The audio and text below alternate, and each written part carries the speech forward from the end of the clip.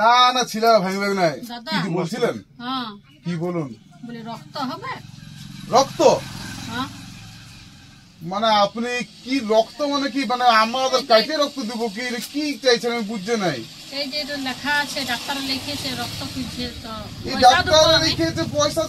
খেলনার দোকানে কি রক্ত পাওয়া যায় দিদি ওষুধ দোকানে গেলে রক্ত পাওয়া যায় না রক্ত মানুষকে দিতে হয়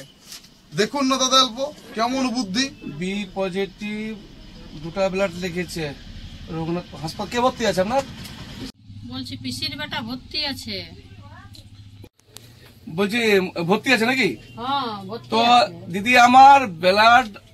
দোকানে কিনতে পাওয়া যায় না রক্ত দোকানে কিনতে পাওয়া যায় না ওটা আপনার হাসপাতালে দেখবেন ব্লাড ব্যাংক আছে ওখানে রক্ত পাওয়া যায় তো আপনি ওখানে গিয়েছিলেন উনার স্বামীকে বলুন না উনার স্বামীও তো রক্ত দিতে পারবে আপনার স্বামী নাই আছে রক্ত দিতে পারবে না কেন পারবে না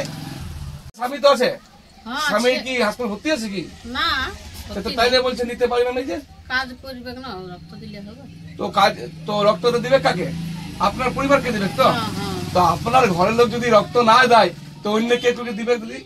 রক্তটা আর গাছ থেকে তো পাওয়া যায় না যদি কোনো হয়ে যায় তখন সে কে সিরিয়াসলি নেবে তো আপনি আপনার স্বামীটা ভাবলেন মনে করুন আমি দিব বা দাদা দিবে মনে করুন এই না আমাদের কিছু হয়ে যায় তো কে দিবে আপনি ভাবলে হবে এরকম লয় দিদি লোককে দিতে হয় রক্ত শুনুন আমি একবার লয় 30 বার রক্ত দিয়েছি আমি 30 বার আমার দিয়া হয়ে গেছে তো আমি দিতে আসতাম এখনই শুনুন রক্ত দিয়ে এই যে ভয় করছেন না যে আপনার স্বামী কাজ করবে কি আপনি দিতে পারবেন তো আপনি কখন রক্ত দিয়েছেন তাহলে আজকে মেয়েরা কত রক্ত দিচ্ছে আপনার ইনজেকশনকে ভয় করছেন কেন রক্ত শুনুন ব্যাপারটাকে রক্ত আপনি দেন না দেন রক্ত অটোমেটিক আপনার নষ্ট হয়ে যায় তো রক্ত দিলে লাভটা কি আছে প্রথমত আপনার ঘরের লোকটা আপনার সুস্থ হয়ে যাবে হ্যাঁ বলুন দ্বিতীয় নম্বর হচ্ছে রক্ত দিলে আপনার ডায়াবেটিস হবে নাই প্রেসার হবে নাই আপনার যে মানসিক চাপ থাকে সে চাপটা হবে নাই কন্টিনিউ রক্ত দিলে আপনার যে হটকে বলে নাই যে আমি বুড়াই গেলাম দেখতে খারাপ লাগছি সেটাও হবে না মুখে যাবে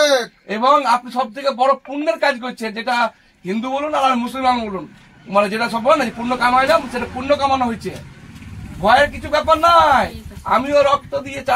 সারাদিন কাজ করে বেড়াই দাদাও রক্ত দিয়ে কাজ করে বেড়াই আপনার কি গ্রুপ আমার হচ্ছে মহিলা সমিতির গ্রুপ ওই গ্রুপ আপনি একা একা আসছেন কি বলবো আপনাকে আর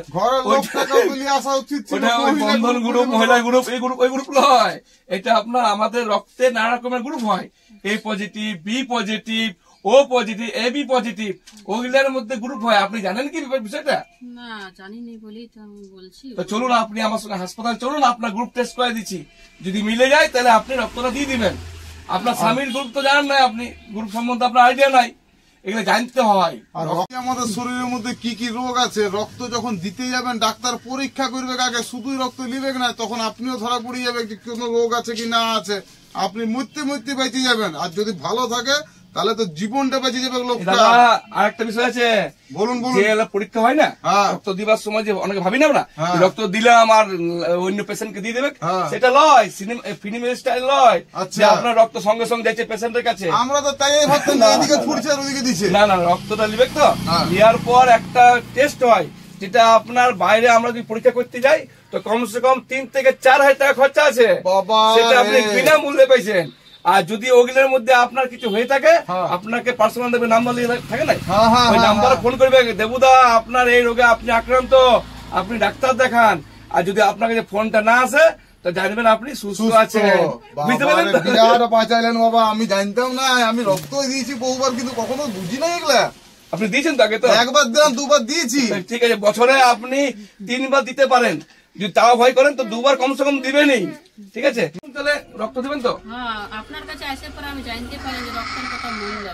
চলুন তাহলে দিয়া যাক আমি দেবো আর রাখছি তাহলে আমার সঙ্গে চলুন আমরাও যাচ্ছি রক্তদান জীবনদান নিজেও সুস্থ থাকুন বন্ধুদেরকে সুস্থ রাখুন